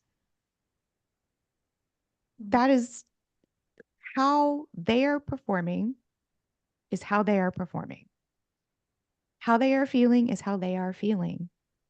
It is not for me to take that in and think about, oh, what does this mean about me? They're not me. This doesn't mean anything about me. Mm. Now, if we want to get technical on a technique thing, if it's just a technique thing and we want to say, well, maybe, their foot's supposed to go here and not there, maybe I need to change how I teach that, but that doesn't say anything about me as a person. Mm. Yeah, thank you for that. That's super powerful. We do tend to, I mean, I'm going to speak, Mhm. we as in the teachers in general tend to, if a student's not getting it um or they're frustrated with themselves, yeah, you feel like, what did I do wrong? Or how did I fail them in some way? And because you just have that passion and you want them to have joy and you want them to feel all the things that, but then it's that attachment to needing them to feel this way. That's I feel like is then coming back on you. It's like, well, now you're taking their um lack of joy and you're making it your fault or something. And I guess that's what you're saying is like, no, no, no, that's That not. doesn't belong to you. That's not yours. It's theirs. One thing to remember too is that our students typically feel multiple kinds of ways. There may be a certain feeling that is more at the surface at the time. That doesn't mean that they're not feeling joy at being there. They're just also feeling maybe frustrated. Frustration's common in the class. And when you think about someone learning on a particular trajectory, you don't know who has issues with proprioception, Mhm. okay, that maybe they've had since childhood. You don't know who's coming in with trauma, which is going to be a lot of people who the essential definition of trauma right now is a disconnect between mind and body. That's all it really I was is. like, that's most people, right? Right. So when we have someone who, because of whatever happened, has at least in some areas a disconnect between their mind and body, they're literally working on rewiring or rebuilding or establishing neural pathways. You have no way to know what their timeline in their brain is for that. Mm. The fact that they continue to show up, the fact that they trust you, I think that's your sign of how you're doing as a teacher at that point. But it could be that they decide not to show up and it has nothing to do with you as a teacher. It could just be that it's too hard for them to do right now. Right. Maybe they didn't. Sometimes our students, they don't understand the style, right? A lot of people just out in the general public don't understand what we do. So they get in there and wow, that's a lot. It can be, Okay. right? And now I have to That's a deal with people lot. and interact with It's people. exactly. And so for some of them, when they go to count the cost, they recognize, oh, that's not as easy as I thought it would be. Because I think we've all faced this classic, oh, they thought belly dance was easy because they just kind of shook their hips a little bit and it's simple. And then they got in there and it was not. Right. It's okay for them to decide that that doesn't mean that you're a bad teacher. It just means, hey, they did what they need to do. It's good that they decided not to show up anymore. If they hate it, if it's Yeah. too much for them, they don't need to be there.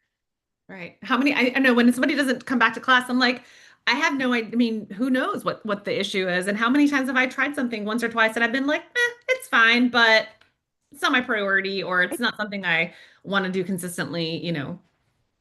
So that's absolutely okay. Um, so we talked about, so kind of like to recap, we've talked about yeah. teacher first living and what that means, right? We talked about getting clarity in your intention. And I loved what you were talking about being intentional and consistent. Um, Hmm. we talked about guilt versus shame and the difference between that. We've talked about boundaries with yourself as a teacher, with yourself in general, and how that shows up with even with your students. Um, and then I would like to talk a little bit about some of these common challenges. I know we're at time and I really want to dive into a few more topics if you don't mind. Sure. Some of these common challenges. So you had mentioned some some things that happen kind of outside of class factors that can cause some common challenges like misaligned marketing, misaligned classroom space, things like that. I would love to speak to that a little bit because I think that impacts a lot of our emotions around the classes that we're teaching and why things might not be working and things that can kind of feel a little frustrating as teachers. But sometimes just that misalignment of what we're putting out there may be maybe impacting like the type of student that we're attracting or the type of student that we're not attracting. So can we speak to that a little bit? Yeah, absolutely. I think as a part of you feeling into what that ideal class would be like, I'm imagining that probably there would be a feeling of the flow between you and the students.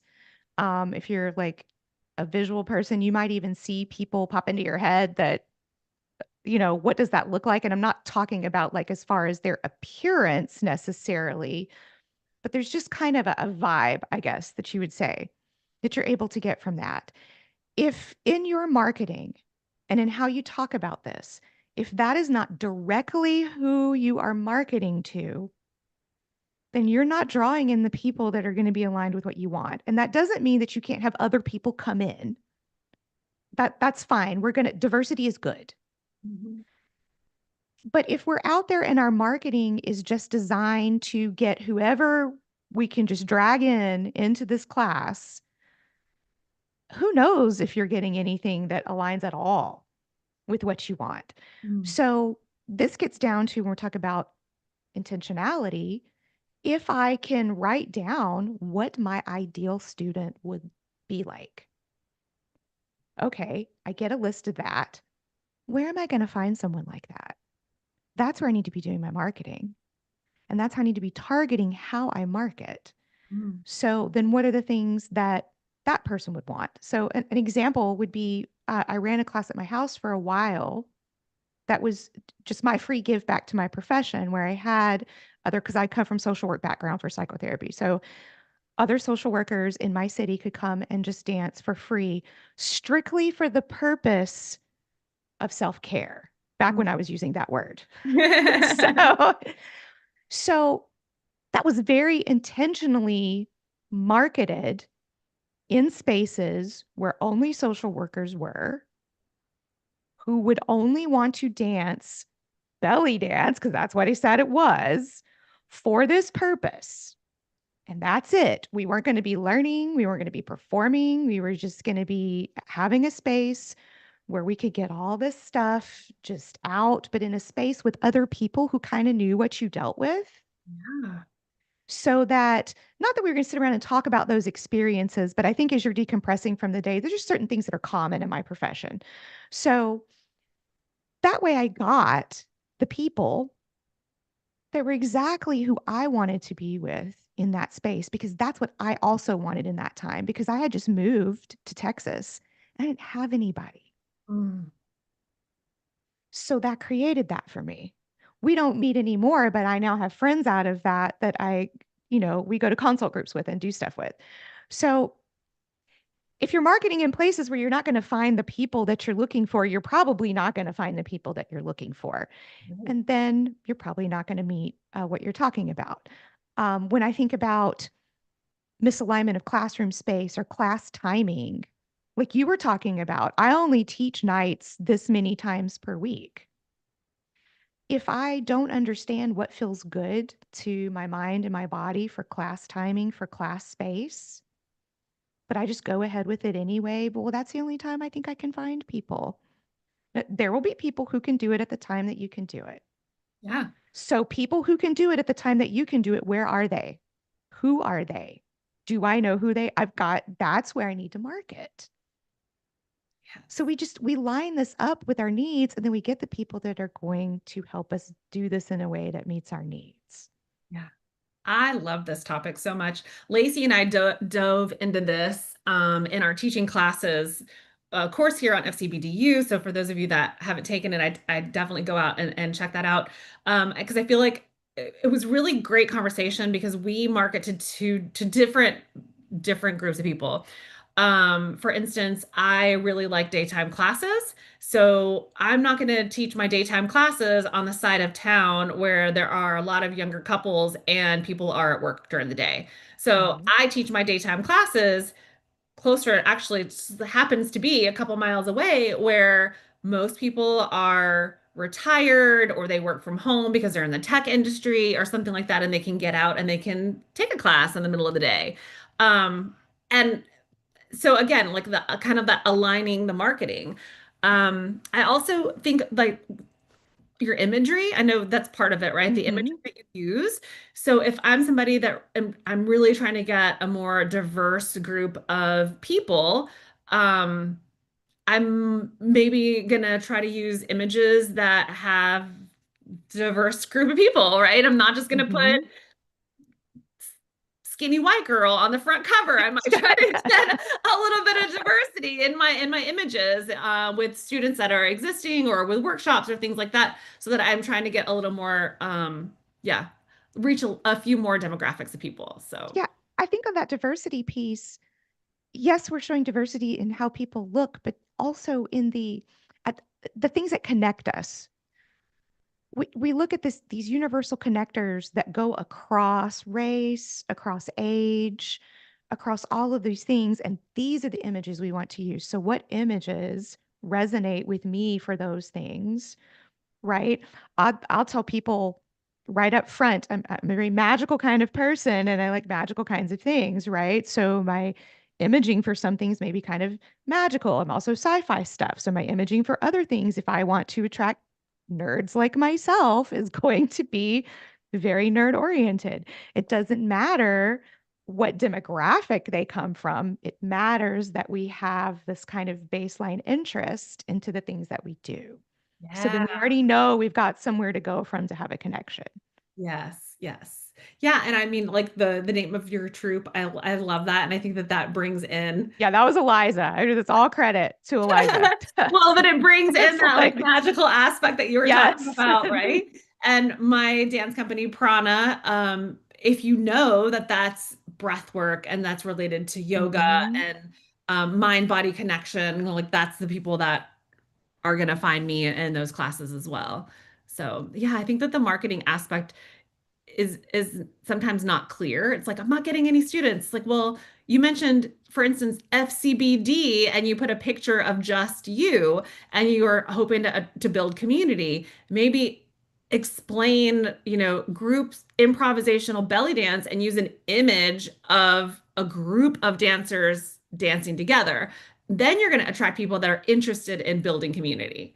Yes, and I hate to, break this to people sometimes, but like people don't care about you until they know you. They That's really don't. They don't. Well, they don't know that whether they should or should not be holding space for you in their brain. right. And I don't know about you, but I have literally looked at social media a lot lately and been like, I'm so sick of being marketed to. I am just so sick of it. Yes. So if it feels like marketing and not like an actual, and I really want to connect with you so we could have a good time, of course you're going to have to pay for this, but hey, people know they're going to have to pay for it. We don't really have to explain that. They know. Right. But I mean, oh my gosh, just the number of times I'm like, flip, flip. Just even the way the person looks at me, I know they're about to say, it's essential that you take these five. No, I don't even want to hear it. I know, I know. I'd much rather see images of people dancing or educational or something like that. That's Mhm. going to be what takes me into their space. But again, that consistency that you were talking about before and that intention, Yes. bringing that into this as well. I'm like kind of a side note, I'm rebuilding our FCBDU website so that in January we'll have like a fresh, new, beautiful That's page. And so it fun. was really important to me. I was working on it this morning. My branding elements that are really important for people to what do I want people to feel when they come to the website? What do I want? What kind of people am I trying to attract to our online school? Because that's really important in how we're going to market. The images that I'm going to showcase on the front of the page, the videos that are going to make the website. It's really important to me that it shows a global language or no matter where you are, you can dance and like all of Yes. that. And so the marketing around that is just super, super important and intentional. Well, and also on this mental health point, right? We've got to market in ways that feel comfortable for us. Not saying you don't have to get outside your comfort zone sometimes, but I mean, it needs to be authentic to you. I've worked with people that, um, on that coaching side, they're like, well, Jen, I know I need to market, but I don't want to do TikTok videos. I'm like, then don't do TikTok videos. No one says you have to do live videos. No one says you have to do a particular thing. Do the things that are authentic to you. Please do the things that you enjoy. Yes. Yes, that's true. Yeah, I totally love that aspect too. And it goes with performance, right? If you are wanting to attract certain people and you're like, I need to go perform because I want to attract more people in my marketing, like performing in areas that you enjoy going to. If you don't enjoy farmers Yes. markets, don't go perform at a farmers Farmers market because you're probably going to bring in people that do enjoy those types of things. And while you said diversity is beautiful, aligning the energy with what it is that you're wanting to do. Yes.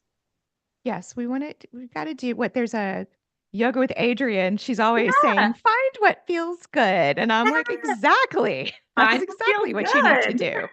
do. Find what feels good. It's going to totally help you with your mental health. Um, so along the lines of classroom and marketing, can we talk about now like kind of inside? I know we've got like two more topics, but just like talking Yeah, about a sure. little bit of, like inside the classroom. I know you had some things that you were wanting to speak to about that as far as like class structure and misalignment of class structure, and just kind of wanted to tie that into the mental health aspect for dance teachers. Yes. So you have got to think about what fits for you, right? In that way that's going to make dance all crunchy and yummy for you. What does class structure need to look like? And I'm going to say chaos if If you think you need chaos in order to be able to enjoy dance, I mean, I don't know about that. Like, that's typically not going to work very well. So you need structure, and it needs to be something that you can do consistently and that you enjoy. Needs to be a structure that works for you, because if it doesn't work for you and you're the leader, how is it going to work for everybody else? Yeah. So that's where I can see some issues. Sometimes there will be a clash between the structure and what the teacher actually really enjoys. Um, there can be a lack of expectations, boundaries, rules. Like maybe they haven't brought in all of the community stuff that makes sense to be a part. Some people do, but I mean, it's up to you and how you want to do it. You're going to hear the therapist in me come out because of how I have to run my profession. I am all about having an actual contract that people sign, that that's what the rules are for what we're doing. This is what you agree to when you agree to show up here. Mm, With rights comes responsibilities. Like you have these rights as a student, right? I like for students, this is true of clients in therapy or clients otherwise. Like I like for them to understand what their rights are, but then what are their responsibilities for that? You have a responsibility to show up on time, pay, to not commit self-neglect and harm in class. That's part of that respect piece. It doesn't have to be long, right? We don't want to like fire hose people with a bunch of stuff they're not going to read. We want them to read this. We want it to be something that if we have to use it, we can remind them and say, hey, remember when you signed up, these are the class rules, and you really had a problem with number 3 today. mm, yeah. So we can always just go back to that. We've talked about it since the beginning. I gave it to you on day 1. That way, if you have those, I mean, they're rare, but if you do have those problem folks that don't just exit themselves on their own because they realize it's not a match, you Mm. have an easy way to do that exit. And you've kind of, because I'm a risk management kind of person, I can go to those weeds too, Deanna. Like, okay, hey, XYZ, it's all crossed off.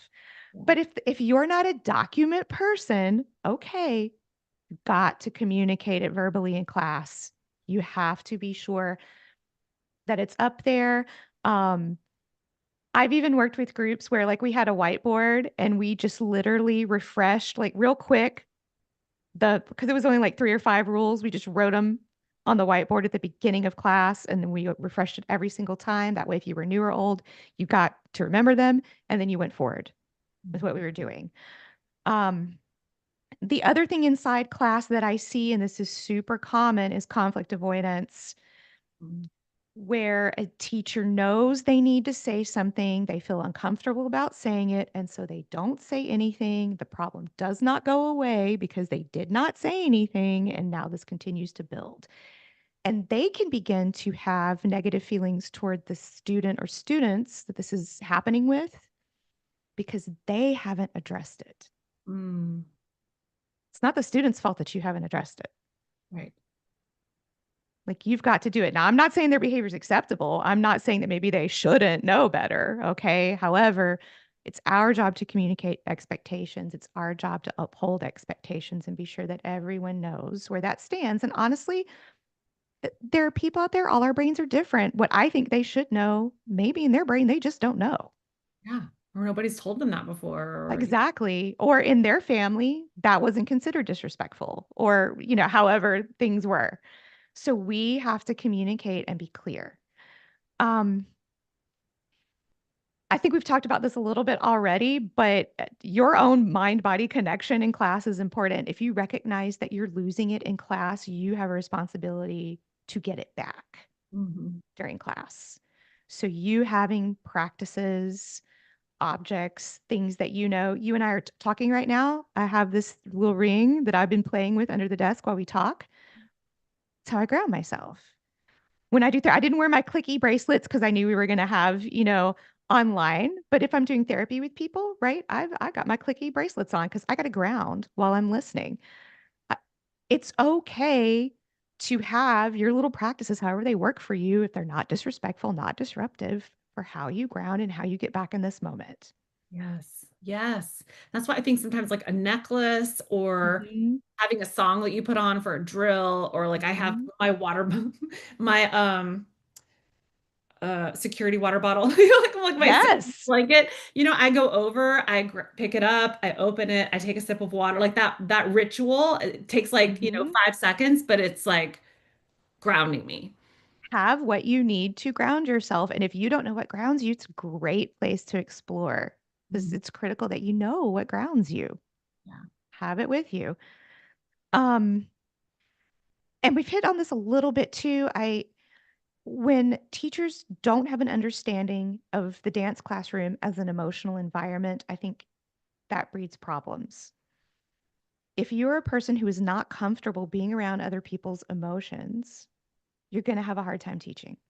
Mm.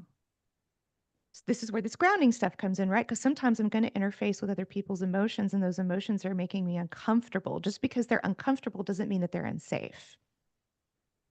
All Yeah. right. So if someone's feeling frustrated and I feel uncomfortable with that, well, I'm here to create a space where they're allowed to feel frustrated and allowed to explore that frustration and work through it, as long as they're not being like lashing out at people, hitting people, as long as they are acting in a manner that's not violating those boundaries and classroom rules that I have. I hope one of your boundaries is not, I don't teach people with emotions. Right? I like we talked about earlier, this work is going to bring up emotions in your students. It is going to, and it is going to bring up emotions that are difficult for them. 100%. Mm. Yeah. So you've got to get comfortable with being in a space with those emotions while also not trying to take them on and fix them. While also maintaining the classroom and not Well, making the class all about that oh, student. yeah, right. Right? So, right, this is not an easy role to be in. Mm. It requires you being the highest version of yourself. Yeah. I mean, that's such a big point.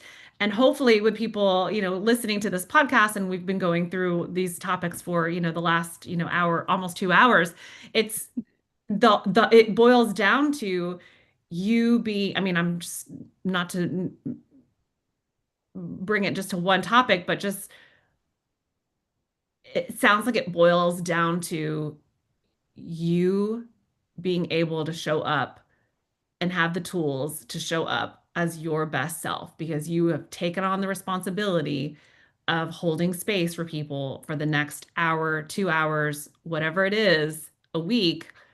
And are you prepared for that?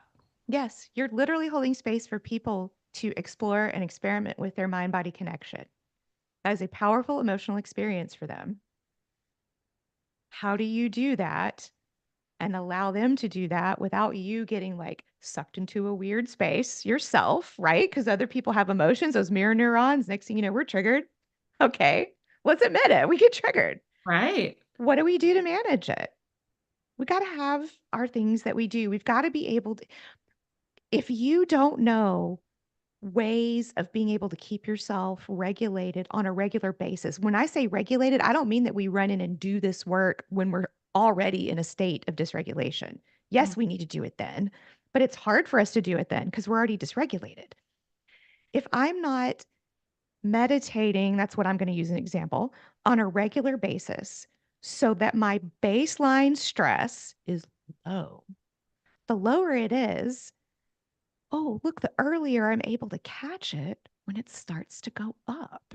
Mhm. That way I can regulate more quickly to come back down so that I don't wind up at like a level 10. Those of you just listening to this, I'm raising my hands up and down. Okay. So I can't wait. Some people I think maybe don't understand that. They think that when I talk about regulation, that means, oh, when I'm feeling really already, my shoulders are up to my ears and my heart's racing, that's when I need to regulate. No, we've already gone too far Mm. at that point. We've got to already have a practice that is intentional and consistent of bringing us down to a grounded state Mhm.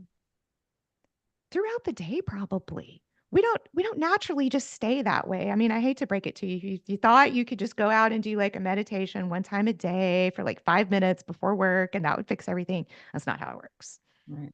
I know.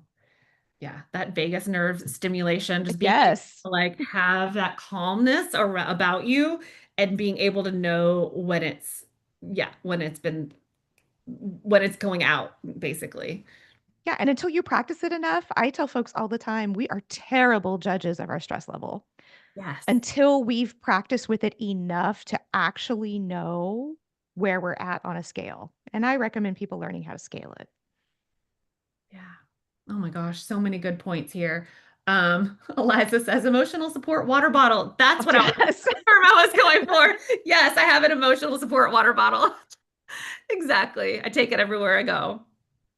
Oh my gosh, Jen, so many great things. And you were just we talked a little bit about resources and you were just saying that again, like being able to have the resources. Can we talk a little bit about that? Because I know we probably should wind it down a little bit. So Yes. um There's everybody like so much we could say.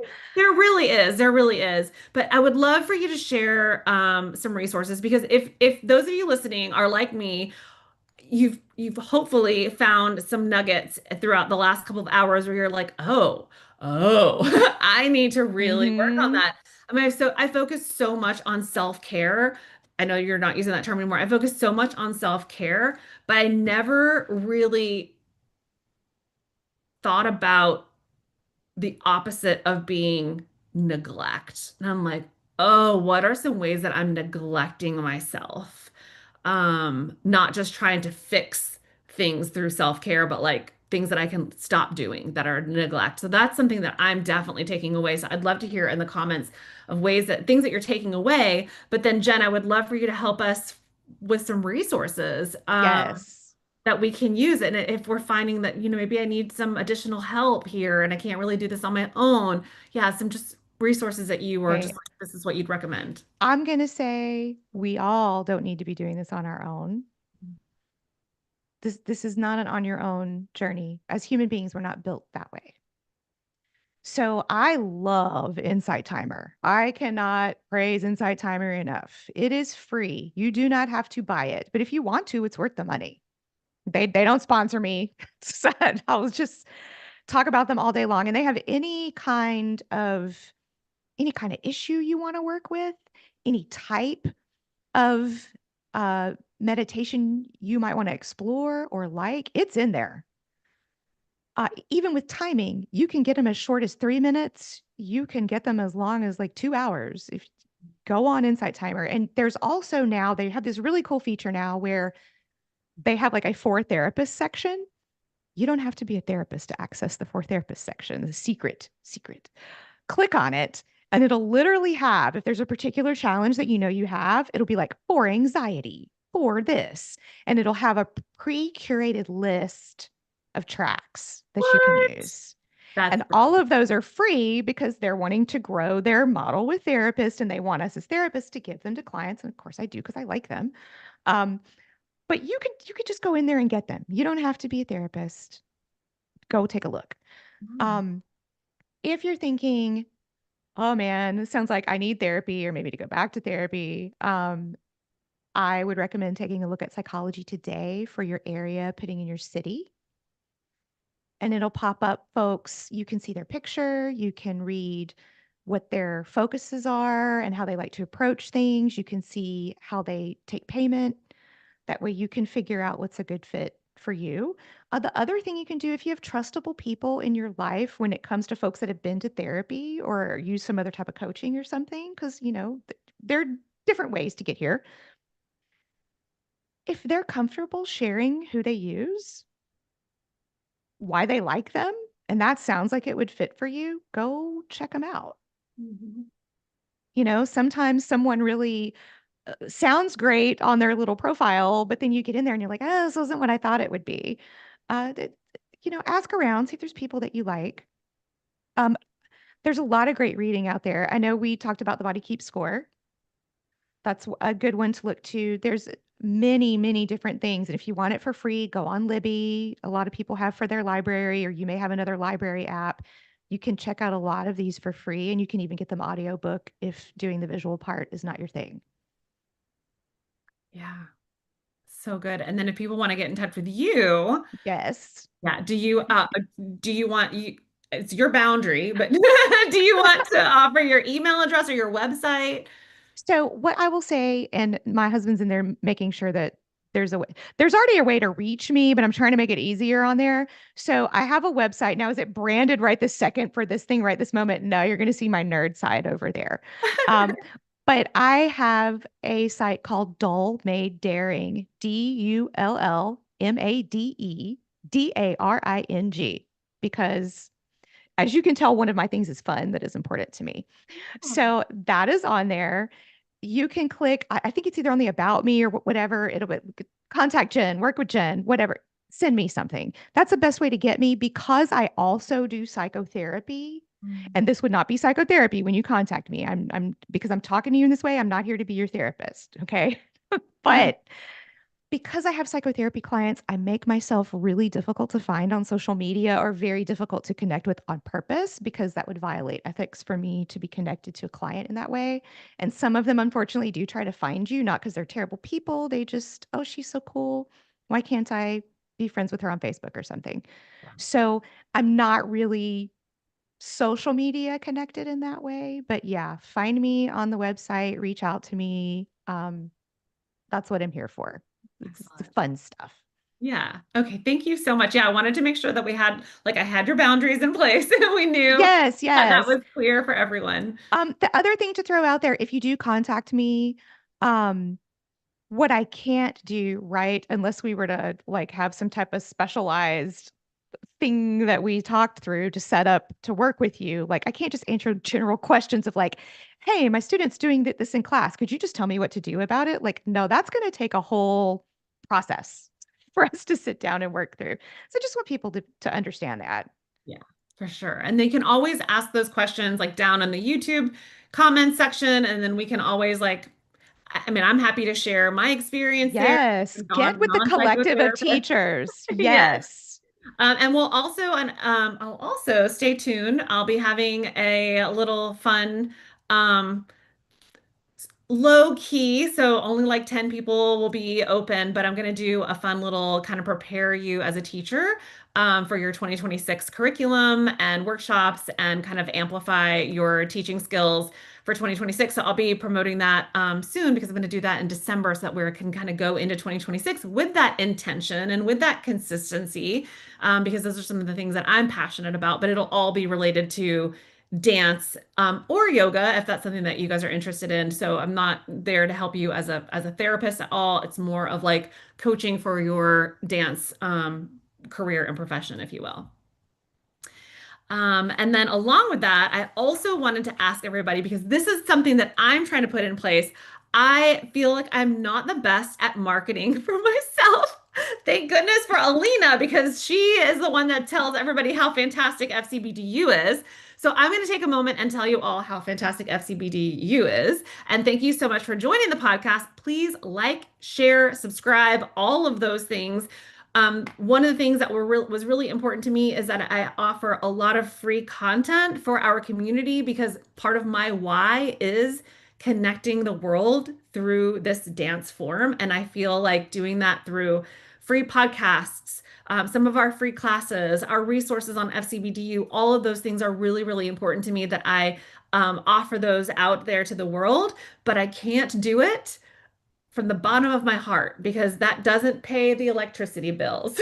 So Mhm. if and that doesn't pay the instructors. So like, share, subscribe, join our membership, at least share our content on social. That'll really help us to be able to offer you these consistent and intentional podcasts, courses, and all of those things. So all month we've been talking about teaching, everything from moving from student to teacher, creating compassionate and empathetic ways to provide feedback, like all of these wonderful things. And then we've topped it off with this amazing podcast from Jenn Horton. So just all of these wonderful things that we want to provide you. So just help us out. Little like, share, subscribe would be really, really great. So Jen, before I let you go, I wanted to just make sure that I know there were some things that we didn't get to yet. So maybe we can put Okay. together a little blog post or something for the future. Yes, absolutely. But is there anything that you're just like, I really want to just share this with everyone since we didn't get to it, or are you I good? I just think I want to share that I really admire the bravery of people stepping into the teaching role. And I think you need to give yourself what you deserve. because you're taking that step in bravery. Please give yourself what you deserve. And if you think you don't deserve it, please go get with someone who can help you understand what you deserve. Oh, thank you for that, Jen. That's so important. It is such a big deal to step into a teaching role. And as we said in the very beginning, I mean, a lot of us go into that role because there's a need that we're trying to fill, whether it's community or having someone to dance with, or wanting to continue to dance, but that nobody else is teaching. And being able to do that with resources like this, like you're providing us, is huge because there's really nowhere that we're going to find this type of information unless you're taking, like a 300-hour course somewhere or something specifically for that, which I do recommend. But to have resources like you, like this podcast, to help these new teachers and existing teachers, like I've been teaching for Yes. 20 years and I've made so many notes. So I'm really, really appreciative. Thank you so much. Thank you for the opportunity. This has been like fun. When I get to talk about this with something I already love to do, like, oh yeah, it doesn't feel like I'm at a conference or something, which is great. Okay, good. I want it to be all the things of why you're teaching, right? And why you Hmm. do what you do. And so being able to do that and be a part of this community is so very special. Thank you. Thank Yeah. you. And thank you for everyone that showed up live, whether you're showing up live on YouTube or maybe you're listening to this later on in whatever podcast app. I appreciate you being here and I appreciate your support and just so happy to be able to do these podcasts. All right, Jen, thank you so much for such a wonderful time. And I hope that you have a wonderful rest of your day. And again, feel free to check out all of our resources on fcbdu.com, where there's a lot more where this came from. And we're looking forward to our 2026 podcast rollout. So, all right. Thanks, Jen. Thanks, everyone. Bye.